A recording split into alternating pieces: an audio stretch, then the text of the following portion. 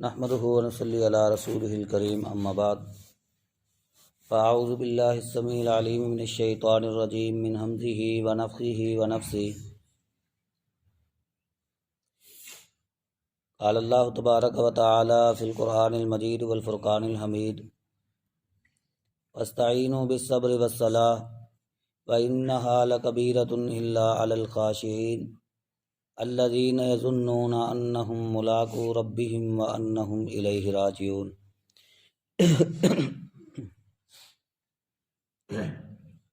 معزز سامعین حضرات، پچھلی آیت کے اندر یہ بات بیان ہوئی تھی کہ اللہ تعالیٰ نے اہل کتاب سے، بنی اسرائیل سے خطاب کیا کہ تم لوگوں کو نیکی کا حکم دیتے ہو اور خود اپنے آپ کو بھول جاتے ہو۔ تو اس کے اندر میں نے دو چیزیں بیان کی تھیں۔ ایک تو یہ کہ جو عمل کرنے والا، جو بیان کرنے والا ہو وہ خود عمل کرنے والا بھی ہو، اور دوسری بات یہ بیان کی تھی کہ اگر وہ بیان کرنے والا خود عمل نہ کرے تو اس کا گناہ گار، اس کا مجرم وہ اللہ کے ہاں ہوگا۔ اور ایک بات یہ بیان ہوئی تھی کہ انسان جب کسی پہ تنقید کرے تو اپنے آپ کا بھی محاسبہ کرے، اور اس کے اندر مزید ایک اور بات بھی بنتی ہے کہ جب کوئی بیان کرنے والا اگر عمل سے خالی ہو تو اس کے بے عمل ہونے کی وجہ سے ہم عمل کرنا نہ چھوڑیں۔ بعض دفعہ ایسا ہوتا ہے کہ ہمارے ذہنوں میں یہ بات آ جاتی ہے کہ اگر کوئی بیان کرنے والا کوئی ایسا ہی شخص ہو کہ اس کے اندر کوئی خامی ہمیں معلوم ہو تو اس کی بات سن کر ہم فوراً یہ کہہ دیتے ہیں یہ تو خود عمل نہیں کرتا۔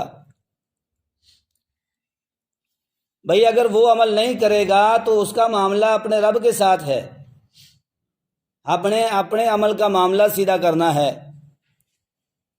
وہ اللہ کے ہاں مجرم ہوگا، اگر وہ خود عمل نہیں کرے گا تو وہ اللہ کے ہاں مجرم ہوگا۔ اب اس کے بعد اللہ تبارک و تعالیٰ فرما رہے ہیں وَاسْتَعِينُوا بِالصَّبْرِ وَالصَّلَاةِ، مدد طلب کرو صبر اور نماز کے ذریعے، یعنی صبر کرنے کے ساتھ اور نماز پڑھنے کے ساتھ مدد طلب کرو۔ اس بات کو اللہ تبارک و تعالیٰ نے قرآن مجید کے اندر دوسرے مقام پہ یوں بیان فرمایا یا ایھا الذین آمنوا استعینوا بالصبر والصلاۃ، اے ایمان والو صبر اور نماز کے ذریعے اللہ تعالیٰ سے مدد طلب کرو۔ یہاں پہ اللہ تبارک و تعالیٰ نے یا ایھا الذین آمنوا کے الفاظ استعمال نہیں فرمائے، کیونکہ یہاں پہ خطاب بنی اسرائیل سے ہو رہا ہے، اس لیے اللہ تعالیٰ نے اس کا آغاز یہاں سے کیا استعینوا بالصبر والصلاۃ۔ دوسرے مقام پہ اللہ تعالیٰ نے ایمان والوں کو بھی یہی حکم دیا۔ اب استعانت یعنی مدد طلب کرنا یہ دو طرح کی ہے، ایک مدد ہے ما فوق الاسباب اور ایک مدد ہے ما تحت الاسباب۔ ما فوق الاسباب مدد کیا ہے؟ وہ مدد جو ہم اللہ تعالیٰ سے مانگتے ہیں، یعنی وہ اللہ کے سوا کوئی نہیں کر سکتا۔ کوئی بیماری آ گئی اللہ کے سوا کوئی دور نہیں کر سکتا، کوئی پریشانی آ گئی اللہ تعالیٰ کے سوا کوئی دور نہیں کر سکتا، اور اولاد نہیں وہ اللہ کے سوا کوئی نہیں دے سکتا، رزق نہیں وہ اللہ کے سوا کوئی نہیں۔ ان تمام کاموں کے اندر جو ما فوق الاسباب ہیں، جن کے اندر کوئی ہماری مدد نہیں کر سکتا، جو ہمارے اسباب سے بالا تر ہیں، ان کو کہا جاتا ہے ما فوق الاسباب۔ تو یہ مدد صرف اور صرف اللہ ہی سے مانگی جاتی ہے اور وہی مدد کے لائق ہے۔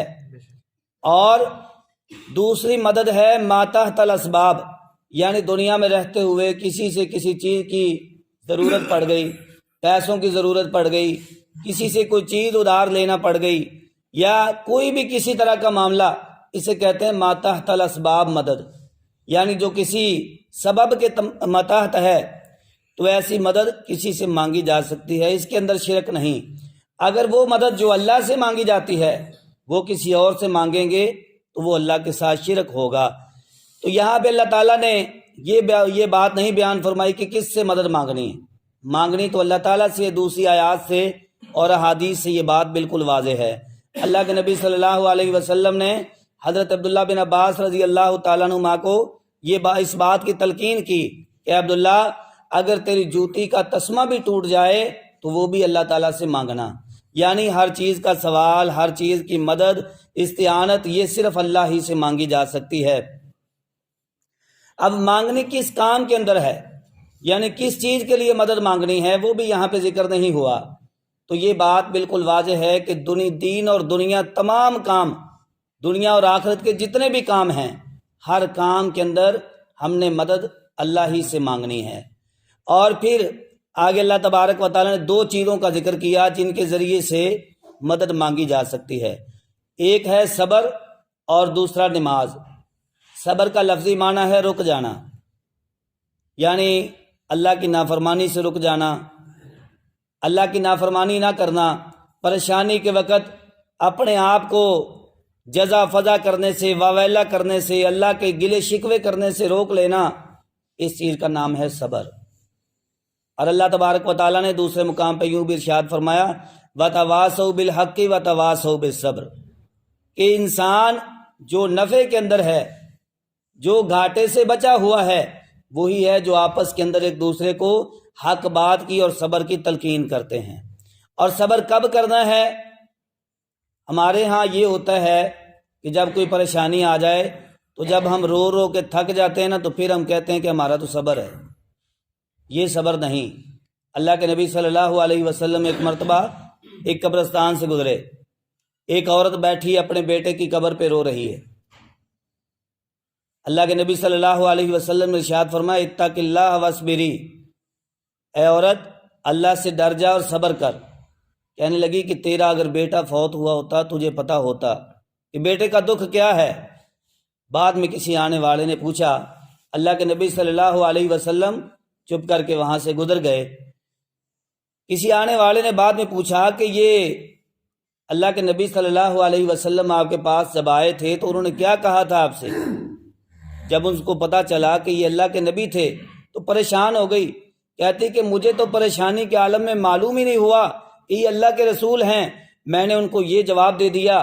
فوراً گئی اللہ کے رسول صلی اللہ علیہ وسلم کے پاس اپنی معذرت کرنے کے لیے، تو اللہ کے نبی صلی اللہ علیہ وسلم نے اس موقع پہ ارشاد فرمایا تھا انما الصبر عند الصدمۃ الاولی، صبر تو وہی ہے جو صدمے کی ابتدا میں کیا جاتا ہے۔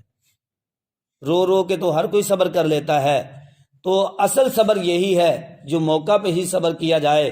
اب انسان کو پریشانی آ جائے، انسان کا کوئی نقصان ہو جائے، انسان روئے واویلا کرے، اپنے گلے اپنے کپڑے پھاڑے، اپنے گریبان پہ تھپڑ مارے، اپنے بال نوچے، ایسا کرنے سے وہ پریشانی، وہ جو نقصان ہوا ہے وہ واپس تو نہیں آ سکتا۔ صبر کرنا ہی پڑے گا، بعد میں بھی کرنا ہے، پہلے بھی کرنا ہے۔ تو اللہ نے جو تقدیر میں لکھ دیا اس پہ صبر کرنا چاہیے۔ اور دوسرے مقام پہ اللہ تعالیٰ نے دوسری بات جو ارشاد فرمائی، نماز کے ذریعے اللہ تعالیٰ سے مدد طلب کریں۔ یہ نماز بہت بڑا ذریعہ ہے اللہ تعالیٰ سے مدد طلب کرنے کا۔ اللہ کے نبی صلی اللہ علیہ وسلم کو جب کوئی پریشانی ہوتی تو آپ صلی اللہ علیہ وسلم فوراً نماز کے اندر مشغول ہو جاتے۔ اور آپ تجربہ کر کے دیکھیں، کوئی بڑی سے بڑی پریشانی ہو، آپ کا وہ مسئلہ حل نہ ہو رہا ہو، آپ نماز پڑھنا شروع کر دیں۔ ایک تو ہے نا فرضی نماز کی پابندی، یہ تو ہم نے کرنی ہی کرنی ہے۔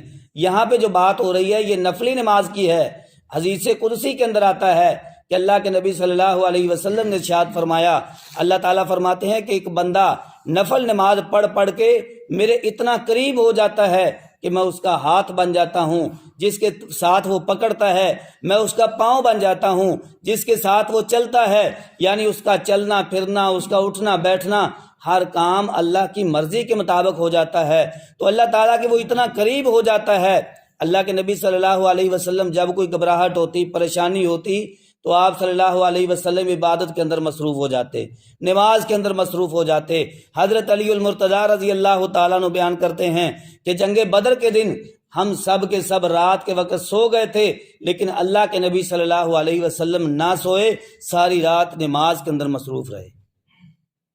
اور کیسے پھر اللہ تعالیٰ نے مدد عطا کی، اس کی کئی مثالیں ہیں۔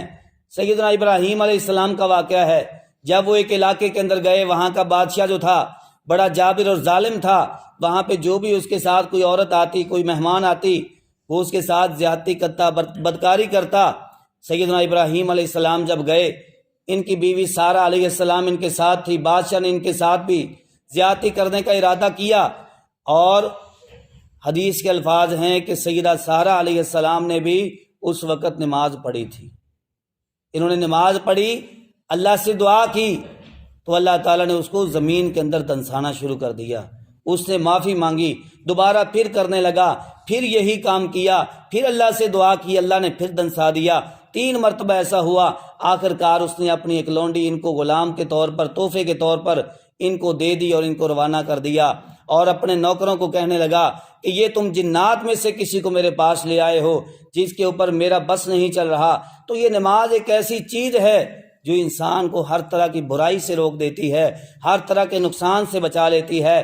بلکہ قرآن میں اللہ تعالیٰ نے فرمایا ان الصلاۃ تنہی عن الفحشاء والمنکر، کہ بے شک نماز بے حیائی اور بری باتوں سے روکتی ہے۔ پھر آگے اللہ تعالیٰ نے فرمایا وَإِنَّهَا لَكَبِيرَةٌ إِلَّا عَلَى الْخَاشِعِينَ، بے شک یہ بہت بڑی چیز ہے لیکن ڈرنے والوں کے لیے، یعنی یہ کام بہت بڑا ہے، بہت بھاری کام ہے، لیکن جو اللہ سے ڈرنے والے ہیں، جو خشوع رکھنے والے ہیں، جن کے دل کے اندر اللہ کا ڈر موجود ہے، ان کے لیے یہ کام بھاری نہیں ہے۔ صحیح بخاری اور مسلم کی حدیث کے اندر آتا ہے کہ عشاء اور فجر کی نماز منافقین پر بہت بھاری ہے۔ اللہ کے نبی صلی اللہ علیہ وسلم سے جامع ترمذی کے اندر حدیث آتی ہے کہ ایک صحابی رسول نے اللہ کے نبی صلی اللہ علیہ وسلم سے پوچھا کہ اللہ کے رسول مجھے ایسا عمل بتلا دیجئے جو مجھے جنت کے قریب کر دے اور جہنم سے دور کر دے۔ اللہ ہمیں بھی ایسے اعمال کی توفیق عطا فرمائے۔ تو اللہ کے نبی صلی اللہ علیہ وسلم نے اس موقع پر ارشاد فرمایا کہ اے میرے ساتھی، یہ تو نے بہت بڑا سوال کر لیا ہے، لقد سألتنی سؤال عظیم، تو نے بہت بڑا سوال کیا ہے۔ فرمایا کہ یہ سوال، یہ کام تو بہت بڑا ہے، لیکن جس پر اللہ آسان کر دے اس کے لیے یہ کام بہت آسان ہے۔ لہٰذا ہمیں اللہ سے توفیق مانگنی چاہیے کہ اللہ تعالی ہمیں یہ توفیق عطا کر دے۔ یعنی یہ دونوں کام، صبر کرنا، نماز پڑھنا، یہ بہت بڑا کام ہے، لیکن صرف ڈرنے والوں کے لیے بڑا نہیں ہے۔ اور ڈرنے والے کون ہیں؟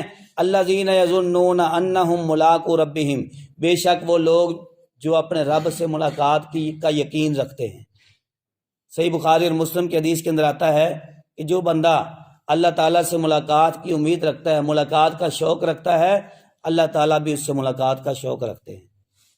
اور اللہ کے نبی صلی اللہ علیہ وسلم نے پھر آگے اللہ تعالیٰ نے فرمایا وَإِنَّهُمْ إِلَيْهِ رَاجِعُونَ، بے شک وہ اسی کی طرف لوٹ کر جانے والے ہیں۔ یعنی جو اللہ سے ڈرنے والے ہیں وہ اللہ کی ملاقات کا شوق رکھتے ہیں، امید رکھتے ہیں، یقین رکھتے ہیں، اور وہ اسی کی طرف لوٹ کر جانے والے ہیں۔ صحیح بخاری کی ایک اور حدیث کے اندر یوں بھی آتا ہے کہ اللہ کے نبی صلی اللہ علیہ وسلم نے ارشاد فرمایا کہ قیامت کے دن اللہ تعالیٰ اپنے ایک بندے کو اپنے پاس بلائیں گے، اس سے پوچھیں گے اے میرے بندے، کیا میں نے تجھے دنیا کی نعمتیں نہیں عطا کی تھیں؟ کہے گا کیوں نہیں اللہ تعالیٰ، کیوں؟ یہ آپ نے ضرور مجھے دنیا کے اندر بہت ساری نعمتیں عطا کیں۔ پھر اللہ تعالیٰ پوچھیں گے میں نے تجھے بیوی بچے نہیں عطا کیے تھے؟ کہے گا اللہ تعالیٰ عطا کیے تھے۔ پھر اللہ تعالیٰ پوچھیں گے میں نے تیرے کھانے پینے کا اہتمام کیا، تیرے لباس کا، تیرے رہنے کا اہتمام کیا، تجھے ہر طرح کی سہولیات دیں؟ کہے گا جی اللہ بالکل دی تھیں۔ پھر اللہ تعالیٰ فرمائیں گے کہ کیا تو اپنی آخرت کے دن، اس دن کی جو میرے ساتھ ملاقات ہے، اس ملاقات کو بھول گیا تھا؟ کہنے لگا اللہ میں بھول گیا تھا۔ تو اللہ تعالیٰ فرمائیں گے جس طرح تو نے مجھے میری ملاقات کو بلا دیا، آج میں نے تجھے بلا دیا۔ لہٰذا ہمیں کوشش کرنی چاہیے کہ ہر وقت اپنے رب کو یاد رکھیں، عبادت کے اندر مصروف رہیں، اور اسی عبادت کے ذریعے اللہ تعالیٰ سے صبر کے ذریعے اور نماز کے ذریعے مدد طلب کرتے رہیں۔ اللہ تعالیٰ سے دعا ہے کہ اللہ تبارک و تعالیٰ ہمیں صحیح معنوں میں ان باتوں کو سمجھ کر عمل کی توفیق عطا فرمائے۔ وما علینا الا البلاغ المبین۔